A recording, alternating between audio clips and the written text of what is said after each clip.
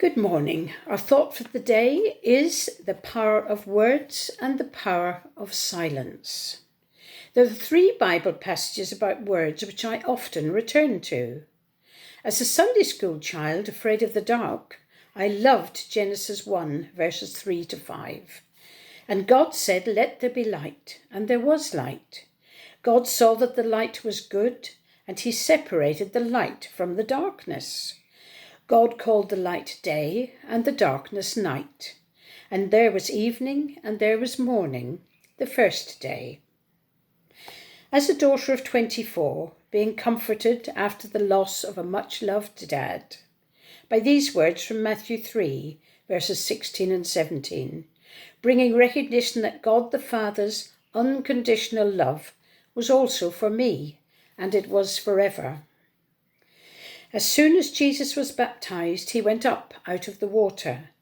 At that moment, heaven was opened, and he saw the Spirit of God descending like a dove and lighting on him.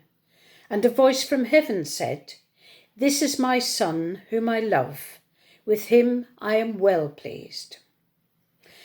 As the wife of a church organist and choir director, anticipating every part of the annual 9 lessons and carol services, and particular standing to listen to the 9th lesson taken from John 1. In the beginning was the Word, and the Word was with God, and the Word was God. He was with God in the beginning.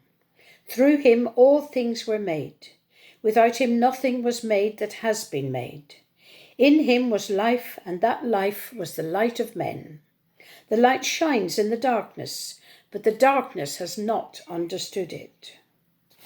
Words that take me right back to that Sunday school child, eagerly anticipating, celebrating the birth of the Christ child. Words have always been important to me, from the chatty child to the grandmother, via the languages graduate, librarian and teacher. And their uses? One could make an A to Z, both positive and negative. For example, affirmation, blessing, consolation, or distraction, exasperation, fault-finding. The problem with words, however, for me, has always been when the child, who's chatty, becomes the talkative adult, and then the very loquacious adult. An interesting word, but not a flattering one. I've never been good at silences, whether in one-to-one conversation, in family or group discussions, or alone at home, using sound to fill the emptiness. Acknowledging this has not been easy, but various opportunities have been offered in the past 18 months, revealing the healing power of silence for me. Finding one's own quiet space within the home and taking time daily to retire there physically, emotionally, and spiritually. This routine has become invaluable during the past 4 weeks of social isolation, allowing worries and anxieties about COVID-19 to be placed at the foot of the cross. The concept and structure of quiet days shared with others has become a blessing over recent months. Silent reflection following time spent exploring ways into prayer, using the Bible and creative tools such as icons, music, poetry and films, has provided a personal library of resources to call upon until we can gather again at St George's Weald or at St Benedict's West Malling. Having benefited from quiet times at home or away with others, the next challenge was a 2-day attic retreat in Chatham, away from home and in silence for 48 hours. This frankly made family and friends laugh, saying they doubted I could manage 2 minutes without talking. However, having a room of one's own on the peaceful top floor, with shared bathroom, kitchen and chapel, and views across the town and into the Emmaus garden, was so restorative that I've already repeated the experience.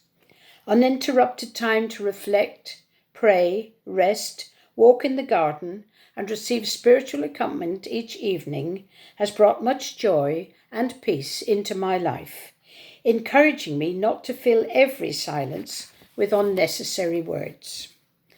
And for the ultimate demonstration of the power of silence, I open my Bible at Matthew 27. Jesus before Pilate. When he was accused by the chief priests and the elders, he gave no answer. Then Pilate asked him, "Don't you hear the testimony they are bringing against you?" But Jesus made no reply, not even to a single charge, to the great amazement of the governor. This silence of Jesus demonstrates a refusal to acknowledge the human, power-based authority of his accusers, which he knows is not from God. No wonder Pilate was amazed. We thank you that we've had Easter and that Christ is risen. Amen.